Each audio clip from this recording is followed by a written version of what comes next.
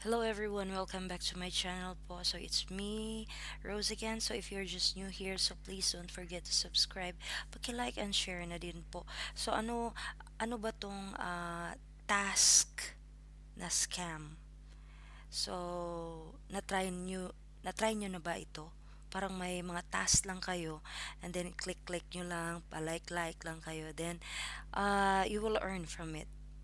So, na-try niyo ba 'to? So, may mga nagrereklamo kasi about this one. So, let's find out kung ano ang reklamo nila. Po, Wala nga maikwento pala niyo yung po po. kay Attorney Aina, ano pong nangyari po? Paano kayo hinikayat? Anong sabi sa inyo? Magbigay kayo ng pera. Si RJA daw po ay hindi scam. Ang RGA ay paano? May binibenta ba o ano? Wala po siyang binibenta, magtatas ka lang po. Ano yung task nyo? Halimbawa, lumalabas po dun sa task na yun ay yung halimbawa, Mag-like, ganyan. Oo, magda-like lang po ng Adidas, ng mga, Mga Telegram, produkto. mga Oo. ano po ng commercial po ng mga Mga produkto. Oo, mga produkto po ganun. So, ibig sabihin, online ito. Opo, pero hindi po namin alam yan na yan ay sa cellphone lang po at ang alam namin po ay link po yan na naitatas mo lang siya tapos kikita ka po sa pag ikaw po ay J1 meron ka pong 11 pesos sa isang tas mo. So Bali may po sa level po. level. Okay, magkano naman ang naihikayat sa inyo? Kunwari, sa'yo, Cherilyn. Mayroon po kasi akong sa job 1 po kasi may pre-task pa yun po yun, 200 pesos. So bago ka makaano sa job 1, kailangan mo ng 1,650. So may free po siyang 200. Ang in-enter ko po doon, ang ni-recharge ko po doon sa apps na yun is 1,450. Kasi marami akong natatanggap na ganyan eh. Opo, Pinatulan opo. ko yan eh, para Opo, maintindihan ko opo. eh. Ang sasabihin nila sa inyo, gusto mo bang kumita Opo. ng 30,000 a Opo, month? opo. Yan, tama ganyan, po. di ba? Tama po yan, tama. Galing. Sabi ko sa'yo eh. Opo. Tapos, para kumita ka ng 30,000 a month, eto, bibigyan ka namin ng puhunan.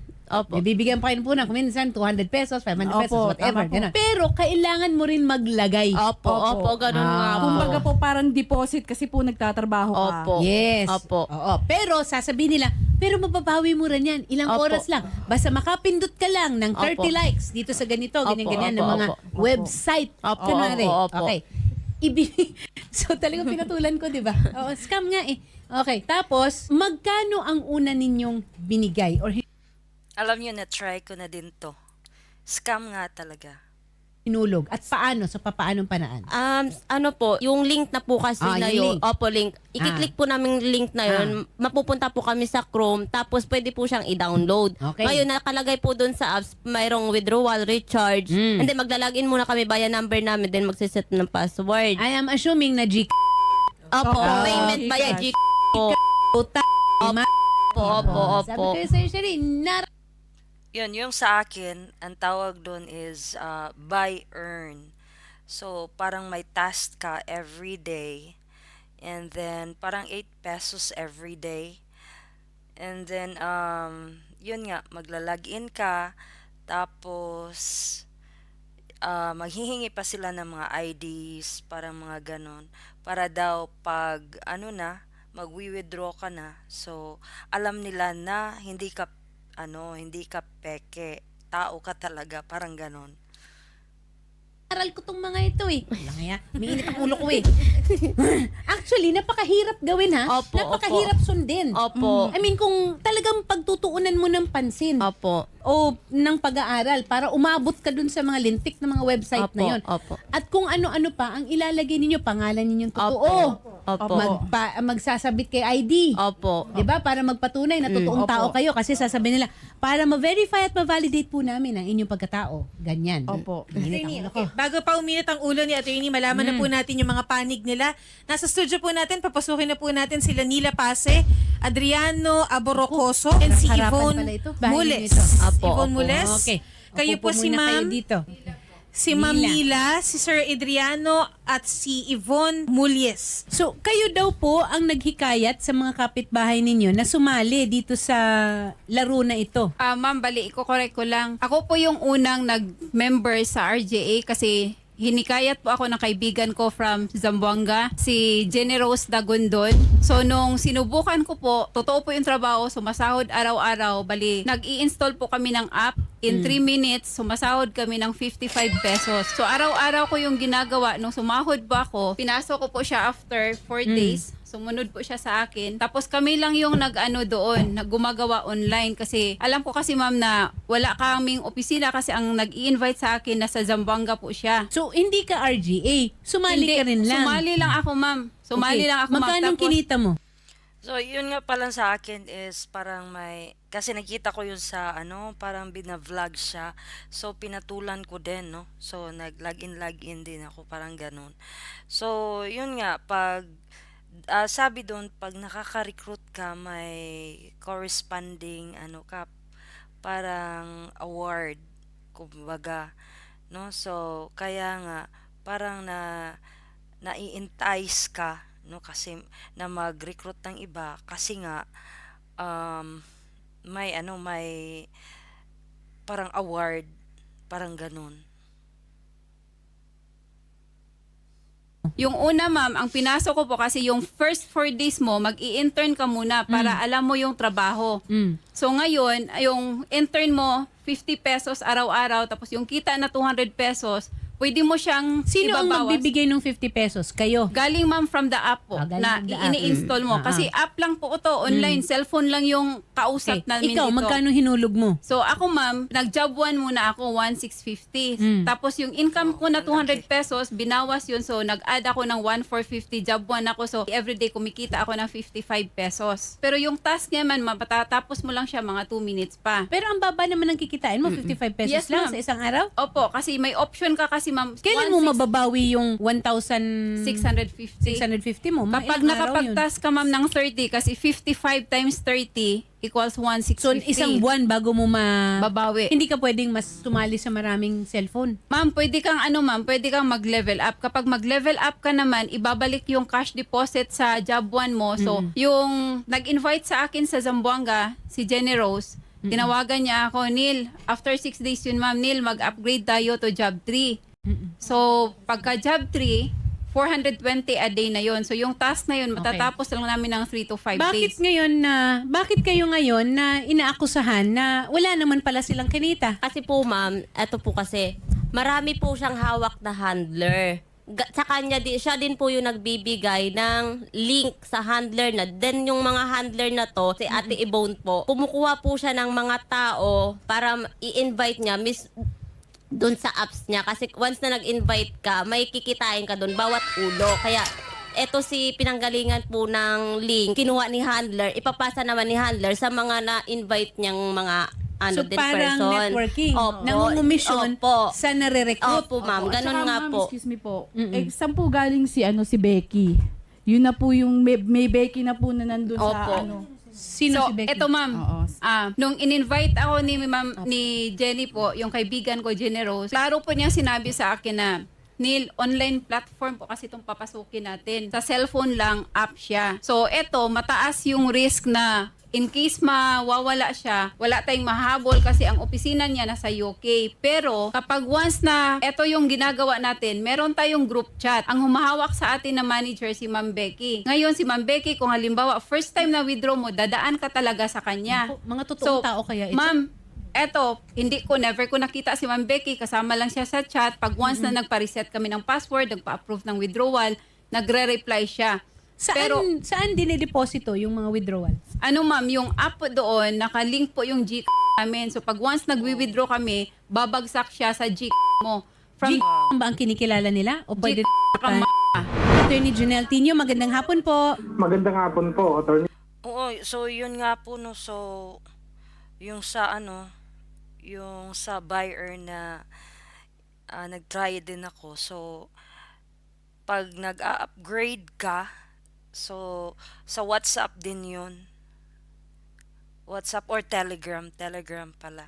So, may appointed na tao doon na doon ka mag-message sa kanya na gusto mong mag-upgrade, parang ganon.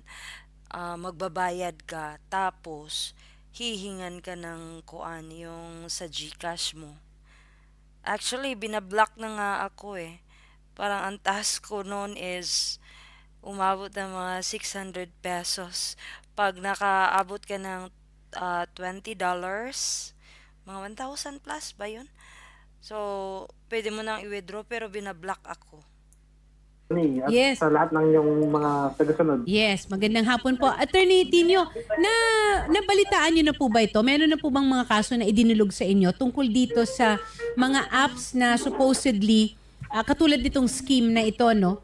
Na meron kang kikitain based on certain tasks. Tasking, yung magla-like ka or Nag-i-install ng app. mag-i-install ng app pero kumukuha ng may recruitment fee, sort of, membership. Parang ganyan. Ay, yes ma'am.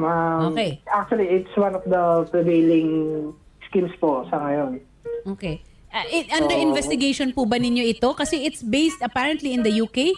Hindi rin naman po eksaktong nakabase yan sa UK kung Okay. ganyan. Kasi ito pong pang-estafa nilang to, gumagamit po sila ng iba't ibang pamamaraan tulad Yes. ng like VPN, mga ganyan, Yes, para malaman yes. na sa UK Oo, po sila. para hindi masabi kung Opo, saan opo, talaga yung mga opo. VPN. Okay. Although we know these syndicates po, organized po yung mga yan kasi yung team po na yan hindi po kaya ng isang tao kasi Yes, iba- definitely. ibang mga Tama account po. Mm-mm.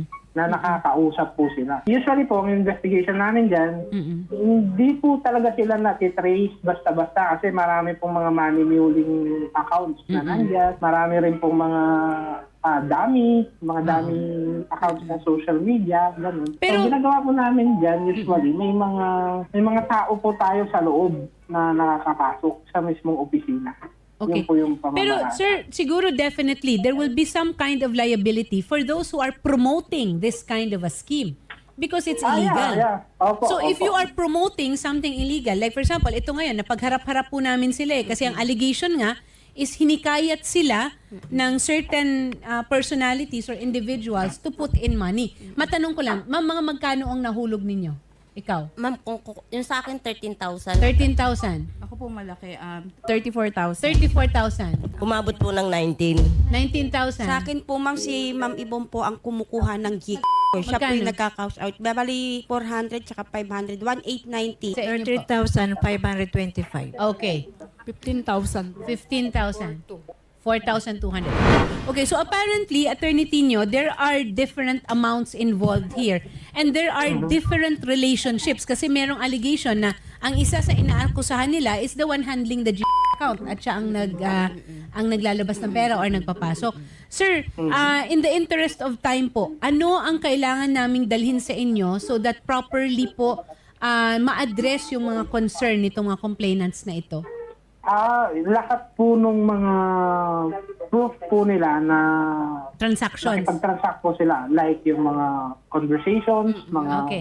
Okay. screenshots po ng mga deposits, yun po, okay, transfers. Paano po yung mga ito? Kunwari, ang allegation is nag-recruit sila, ni-recruit sila.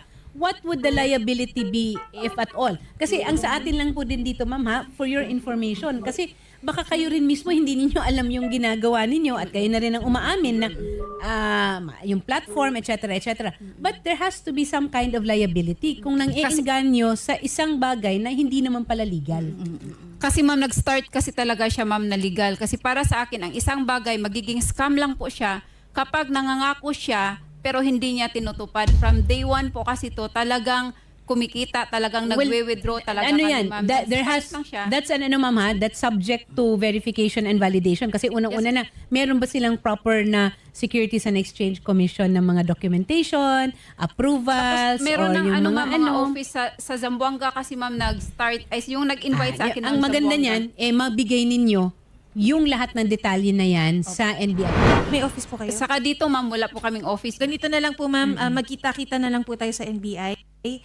Tutulungan po namin sila na makapag-sampa po ng kaso at para po maiberipika, maimbestigahan lahat po ng mga documents po ninyo, lahat po ng ebidensya, screenshots, ipasa po natin, pati po yung pagpasa po ninyo ng pera sa kanino po kayo nagpapasa mismo. Number lang.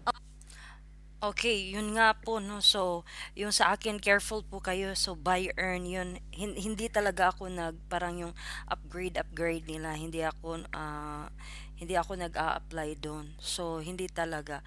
So, inaano ko muna, no, kung totoo ba to, na wala kang ilalagay na pera, parang ganun.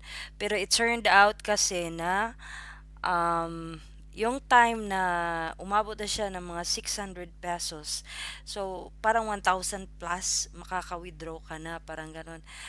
Binablock pa naman ako, tapos may group sila, group chat sa Telegram, iba't ibang lahi, no? So ang dami, no? Iba't ibang lahi, dun makapag-message ka, parang ganun ganon. So yung sa ano, yung sa akin kasi, um ano ano ba 'to? Parang ano ba 'to? So nagme-message ako sa ano, sa Telegram. Gusto kong mag-message kasi gusto kong sabihin na, this is ano, this is a scam, parang ganun. So that everybody will know kasi ang dami, thousands of members kasi siya. So, yun nga, it turned out na hindi ako makapag-message sa ano, sa ano ba 'to, sa Telegram na ngayon kasi nga pwede makapag-message lang ako kung ano, kung magbabayad ako. Just imagine. So sa ano lang yun ha, sa group chat. So hindi na ako makapag-message. Tapos yung parang head na parang Pinoy din siya na ano, doon ka mag-upgrade sa kanya.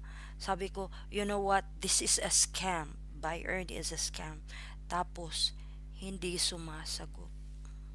So, yun nga po ang experience ko. So, be careful kasi may mga ano, may mga vloggers kasi na binavlog ito, tapos nagsisend sila ng mga links, and then para maano, it's a very easy task kasi mag-click-click ka lang, tapos may ma-earn ka na, parang ganun. So, marami talaga ang nai-entice.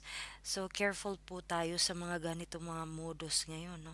So, ang dami talagang mga ano, ay, daming scammers pa, ano, iba't ibang paraan. So, be careful po tayo talaga, no? So, that's all for now, no? And thank you so much for watching nga pala. And please don't forget to subscribe if you want to know some updates about scamming and all other topics as well. Okay? Thank you so much.